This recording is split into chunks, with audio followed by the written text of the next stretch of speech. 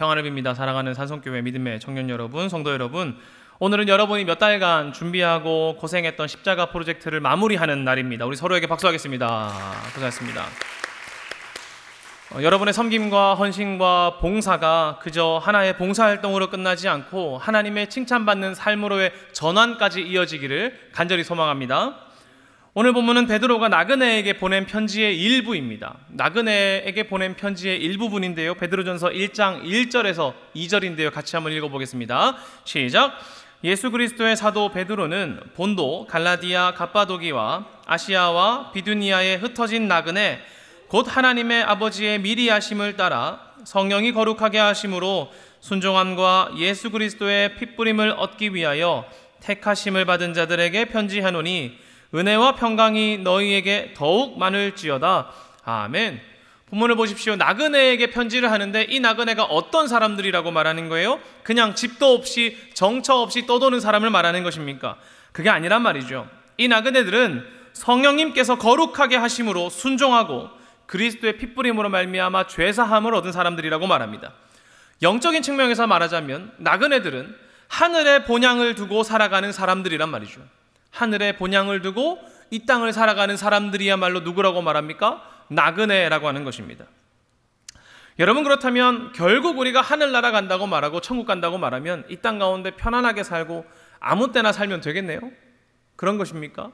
그러나 성경은 말이에요, 그런 것이 아니라고 말이죠. 우리가 흔히 생각할 때 결국 나는 하늘나라 갈 거니까 라고 생각해버릴 수 있지만 베드로는 나그네 된 사람들에게 이렇게 살라고 권면하는 겁니다.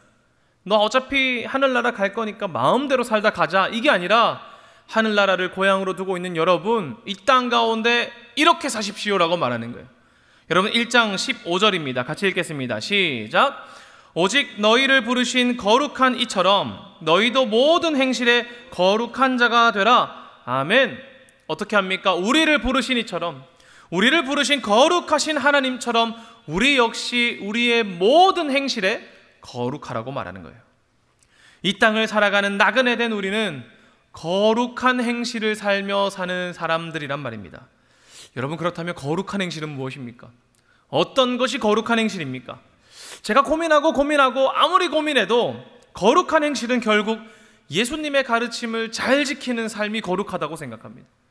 예수님이 가르친 핵심이 무엇입니까? 하나님 사랑하고 이웃 사랑하는 것이죠. 마태복음 22장 37절에서 39절입니다. 우리 정말 잘 아는 성경인데요, 같이 한번 읽어보겠습니다. 시작. 예수께서 이르시되 내 마음을 다하고 목숨을 다하고 뜻을 다하여 주 너의 하나님을 사랑하라 하셨으니 이것이 크고 첫째 되는 계명이요 둘째도 그와 같으니 내 이웃을 내 자신같이 사랑하라 하셨으니. 아멘. 하나님 사랑하고 이웃 사랑하는 우리의 삶이 하나님의 뜻을 가장 잘 실천하는 거룩한 삶이란 말입니다.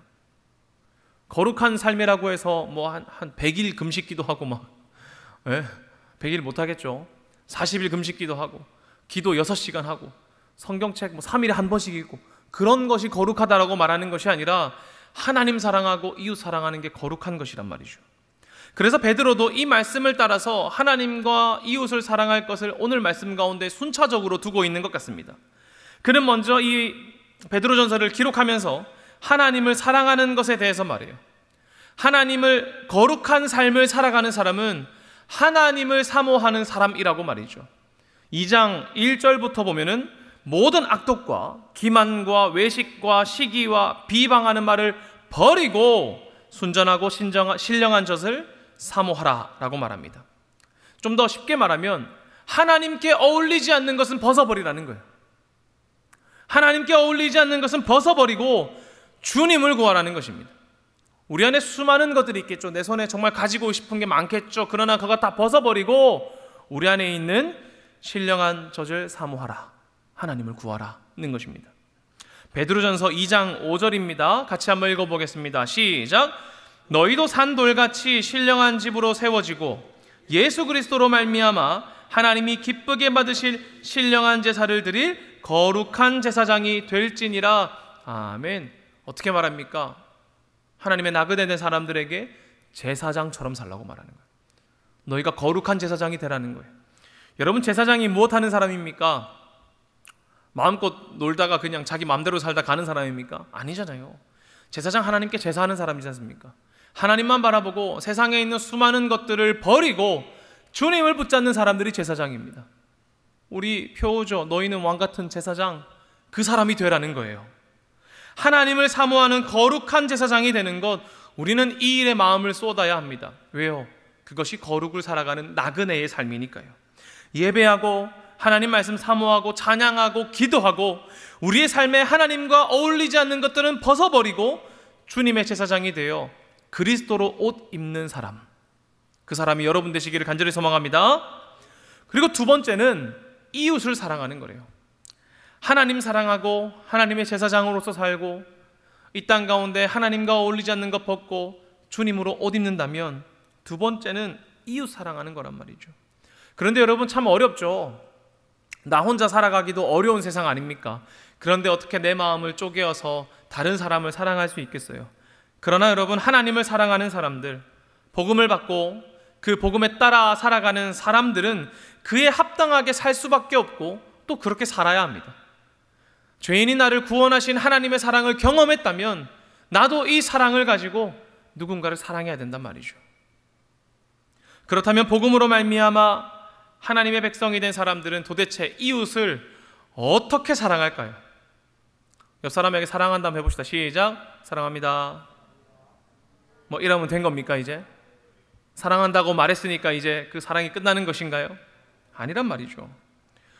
오늘 본문 성경책을 보시면은 표제어가 있어요. 표제어에 이렇게 말합니다. 하나님의 종같이 하라. 이웃 사랑에 대해서 이제 얘기할 타이밍인데 뭐라고 말해요? 하나님의 종같이 하라고 말하는 거예요. 여러분, 이웃을 사랑하는 방법은 이것입니다. 하나님의 종처럼 행동하는 거예요. 그냥 커피 한 잔 사주고 애가 힘들어 보면 괜찮아, 이 정도만 하면 되지, 무슨 또 종처럼 사랑해야 됩니까? 이런 마음 가질 수 있습니다. 그러나 여러분, 주님이 그렇게 사랑하셨지 않습니까? 하나님이 우리를 그렇게 사랑하셨단 말이죠. 우리도 서로에게 종처럼 사랑해 줄 수 있어야 돼요. 여러분, 하나님의 종들은 어떻게 행동하는지 한번 봅시다. 본문 11절과 12절입니다. 함께 읽겠습니다. 시작. 사랑하는 자들아, 거류민과 나그네 같은 너희를 권하노니 영혼을 거슬러 싸우는 육체의 정욕을 제어하라. 너희가 이방인 중에서 행실을 선하게 가져 너희를 악행한다고 비방하는 자들로 하여금 너희 선한 일을 보고 오시는 날에 하나님께 영광을 돌리게 하려 함이라. 아멘. 여러분, 하나님의 백성 된 사람들, 하나님의 종처럼 사랑하려고 하는 사람들은 이렇게 사랑하는 겁니다. 육체의 정욕을 제어하고 이방인 중에서도 선하게 사는 사람들. 본문의 분위기를 보면 하늘나라를 살아가고자 하는 우리들을 향한 다양한 소리가 있다는 것을 알 수 있습니다. 12절에 보면 이렇게 말하거든요. 너희를 악행한다고 비방하는 자들이 있다. 너희를 악행한다고 비방하고 있는 사람들이 있다는 거예요. 여러분, 그런데 이 삶이 지금 우리도 아마 마찬가지일 것입니다. 우리에게도 다양한 소리가 들릴 것이고 우리를 멈추게 하려는 수많은 시도가 있을 것입니다. 현실을 살아 라는 말이라거나 하늘나라나 하나님은 없다고 하는 다양한 소리가 있죠. 그런데 그들을 향해 우리가 외쳐야 하는 말은 합리적인 변론이나 성경 가지고 여기 봐라, 있지 않습니까? 철학적으로 생각해봐라. 신이 없다면 이 땅 가운데 어떻게 시작했겠느냐, 이렇게 말하는 변론이 아니라 무엇이라는 것입니까? 선하게 사는 것이라는 거예요. 우리를 향한 다양한 소리가 있는데, 너희들을 악행하고 악행하는 자들이라고 비방하는 소리가 있는데, 그들에게 너희가 해야 되는 것이 뭐냐면 하나님 사랑하고 이웃 가운데 선을 행하는 거라는 거죠. 왜요? 우리의 선이 그들의 입을 막을 것이기 때문에 그렇습니다. 15절인데요. 같이 읽겠습니다. 시작. 곧 선행으로 어리석은 사람들의 무식한 말을 막으시는 것이라. 아멘. 그런데 여러분, 조금 분위기가 이상하지 않아요? 아니, 이웃 사랑하라고 말해놓고 이웃에게 선을 베풀라고 말해놓고는 야, 선행으로 저 무식한 것들의 입을 막아. 아유, 저 아무것도 모르는 무식한 것들, 이렇게 말하는 것 같지 않습니까? 이웃 사랑하라고 하면서 왜 그들을 무식하다고 말하고 그들의 입을 막으라고 말하는 걸까요? 네? 이웃을 사랑하라면 그래, 네 말도 맞다, 그래, 그럴 수 있지, 이렇게 해주고 그냥 존중하면 되는 거 아닙니까? 여러분, 그런데 선행이라고 하는 것이 착한 봉사와 그저 선한 행실만을 말하는 것이 아닙니다. 그냥 너가 그렇게 말해도 내가 착한 일 하잖아. 너거보다 내가 착하잖아. 너희보다 내가 봉사활동 훨씬 많이 하잖아. 너희보다 내 삶이 더 투명하고 깨끗하잖아 라고 말하면서 그들의 입을 틀어막는 도구로 쓰려는 것이 아니란 말이죠. 여러분, 선행은 목적이 있는 것입니다. 우리의 선행은 목적이 있는 거예요. 그 목적이 무엇입니까? 저 사람 입 틀어막고 말도 못하게 하고 비교해가지고 저 사람을 깎아내리는 겁니까? 그게 아니에요. 우리의 봉사와 섬김은 12절에서 말하는 것처럼 하나님께 영광을 돌리는 것입니다. 우리를 향한 비방하는 소리가 있고 여러분을 향한 다양한 현실의 소리가 있겠지요. 그러나 그 현실 가운데서도 하나님께 영광을 돌리는 나의 삶으로 말미암아 사람들의 생각이 바뀐다는 거예요. 야, 너 봉사라도 해봤어? 너가 그 사람들 찾아라도 가봤어? 라고 그들의 입을 쑤셔 막으려고 하는 것이 아니라 어떠한 소리 가운데서도 하나님께 영광을 돌리는 우리의 선한 삶이야말로 기뻐하시는 행실이란 말이죠. 여러분, 이번에 십자가를 전달하며 뿌듯했을 수 있습니다. 내가 누군가를 돕는다는 기쁨이 분명히 있으니까요. 저도 그럴 때가 있습니다. 누군가를 도우면 되게 기분 좋을 때가 있죠. 그러나 그 모든 일을 통하여서 우리는 하나님께 영광을 돌리는 것까지 나아가야 합니다. 하나님, 우리가 이번에 누군가를 돕고 누군가에게 나아가 따뜻한 마음을 전함으로 말미암아 제 마음도 따뜻해졌지만 하나님께 모든 것이 영광되기를 소망합니다. 우리의 삶의 행실을 보고 우리가 마주한 저 사람들이 산성교회 청년들 참 따뜻하네, 요즘 20대 30대 참 좋네, 이게 아니라 저 사람들을 통해, 우리를 통해 하나님을 보면 좋겠단 말이죠. 우리의 선한 행실을 보고 사람들의 소리는 줄어들 것입니다. 왜요? 우리가 하나님이 있는 것처럼 행동하니까요. 저 사람들을 보고 야, 하나님이 계시는구나 라고 말할 수 있어야 한단 말이죠. 이웃을 사랑한다면 우리는 그들을 섬길 뿐 아니라 우리의 행실을 통해 이웃이 우리의 하나님을 볼 수 있어야 합니다. 그것이 참된 이웃 사랑이기 때문에 그래요. 여러분, 이웃을 사랑한다는 것이 그냥 좋은 선물 주고 봉사 많이 하고 이야기 들어주는 것이 아닙니다. 결국에는 우리와의 만남을 통해 저들이 주님을 아는 것, 하나님을 만나는 것이 참된 이웃 사랑이란 말이죠. 왜요? 참 사랑이신 하나님, 그 하나님을 전하지 않고 어떻게 사랑할 수 있겠습니까? 사랑하는 여러분, 우리는 우리의 삶을 주체적으로 살아갈 수 있습니다. 내 마음과 내 뜻대로 살아갈 수 있습니다. 그러나 우리는 내 원대로 사는 것이 아니라 우리의 육체의 정욕을 제어하고 하나님께 영광 돌림으로 말미암아 나의 삶을 통해 주님을 볼 수 있는 삶으로 나아가야 합니다. 그것이 십자가를 들고 나아가는 사람들의 삶이기 때문에 그렇습니다. 이번에 만난 여러분이 마주한 모든 사람들에게 그러한 은혜가 있기를 소망합니다. 여러분, 때로는 우리가 하나님의 뜻 가운데 살아가고 나에게 주어진 능력과 힘과 많은 것이 있지만 그것을 제어해야 할 필요가 있습니다. 왜 그렇습니까? 내가 아니라 우리의 모든 행실 가운데 하나님이 드러나야 하기 때문입니다. 여러분이 전달한 그곳 가운데 하나님이 드러나도록 우리는 우리의 육체의 정욕을 제어해야 합니다. 내 능력으로 악을 가리는 데 사용하지 않고 오히려 모든 사람을 공경하며 형제를 사랑하는 자가 하나님을 사랑하는 사람이라는 것을 드러내기 때문에 우리는 우리를 제어해야 합니다. 본문 16절, 17절이죠. 같이 읽겠습니다. 시작. 너희는 자유가 있으나 그 자유로 악을 가리는 데 쓰지 말고 오직 하나님의 종과 같이 하라. 뭇 사람을 공경하며 형제를 사랑하며 하나님을 두려워하며 왕을 존대하라. 사랑하는 여러분, 여러분이 하나님의 종과 같이 주님을 사랑하고 이웃을 사랑할 수 있을까요? 쉽지 않을 것입니다. 이번에 우리가 이 마음을 나누고 또다시 봉사활동을 하러 갔을 때, 또다시 누군가를 돕게 되었을 때 우리는 내가 참 쓸모 있구나, 내가 누군가의 도움이 되었구나라는 마음으로 또다시 기뻐하고 스스로 만족할지 모릅니다.